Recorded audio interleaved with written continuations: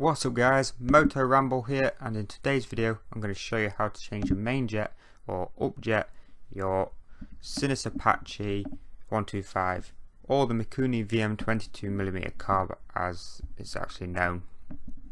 So these are the tools you're going to need, possibly a set of pliers depending on how long your main jet's been in there for, a Phillips or crosshead screwdriver if my camera wants to focus, which it's not going to as usual. A 10mm spanner, this is what you can actually remove the carb itself off the bike with, and a flathead screwdriver. We'll be using this to actually remove the main jet itself from the carb.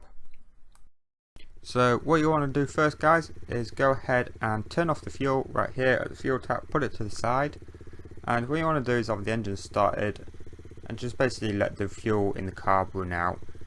Once it's run out guys, you want to go ahead and turn off the ignition and we'll start the next step.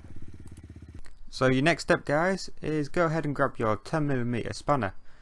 Now you want to go ahead and turn this bolt here and just take it off. Now I do apologise if camera goes shaky at all or if my hand gets in the way. Basically I'm doing this one-handed guys and it's not easy. I need a dedicated camera guy. So what you want to do is just turn this all the way. You'll be able to do it by hand once it gets so far. Now this is actually the left side of the bike. Now you won't be able to get the bolt off on the left side until you actually take the one on the right side off, as it sits against the choke lever and it just doesn't come off. So go ahead to your right side of the bike and undo this one here. But you don't need to use a lot of force guys on these, as the piece to the side that fits the actual engine, it's only just like a strong rubber sort of thing. You don't want to be putting too much pressure on it. So go ahead and just take this off. Remember again, once it gets loose you have to do this with your fingers. Make sure you put your bolts somewhere safe. Me personally I always put them on the engine, as it avoids me doing anything stupid and losing them. So next step, when Siri gets out of my way, is what you want to do is just go ahead and remove your throttle cable from the carb. Right up here is just spin this all the way. It's only hand tight, nothing too strong. And just be careful with this guys. Remember you got your coil and your pin in the center of this. And top tip, if your bike is revving the bollocks off of itself when you put your carb back together and put it all on, if it's doing that, that pin has not been dropped properly.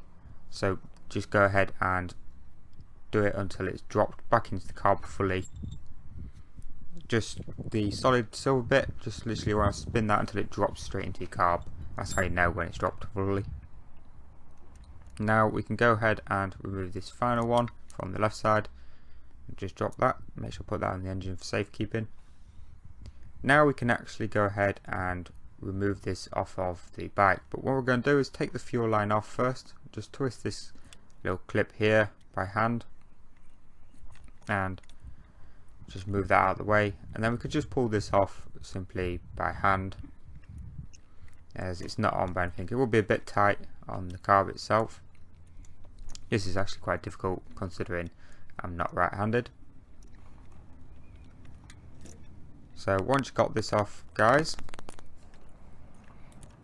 so I actually had to stop the recording guys and go ahead and do it with my left hand, as that's how useless I am with my right. We can actually put this out of the way for safekeeping up here between the fairings and the fuel tap. You literally just sit it right between the two. It will grip, and that just saves it from doing any damage to it or being in the way. Now what we can do guys is we can simply just pull the carb off the bike, nice and careful. And the two cables that are attached to it, just overflow pipes guys, nothing to be too bothered about. They're basically just there on this bag, just so that any fuel that does run out, it doesn't go on your engine, it goes right out and just goes on the floor.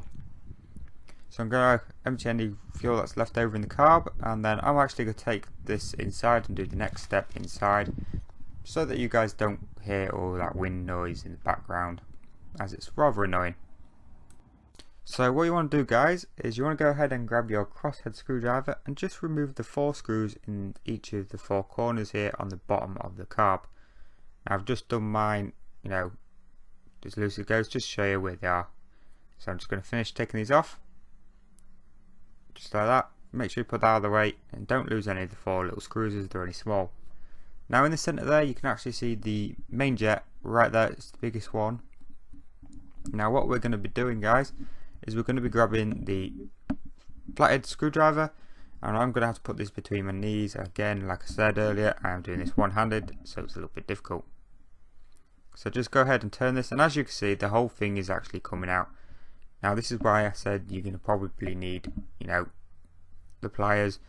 Now what you're going to do, guys, is the hexagonal bit on it, you're going to grab pliers around that and then twist the top off with the flathead screwdriver to remove the actual jet itself.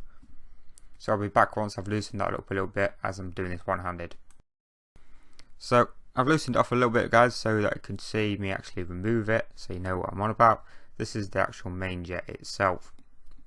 Now the main jet controls your fuel, guys, between about 60% and 100% of throttle.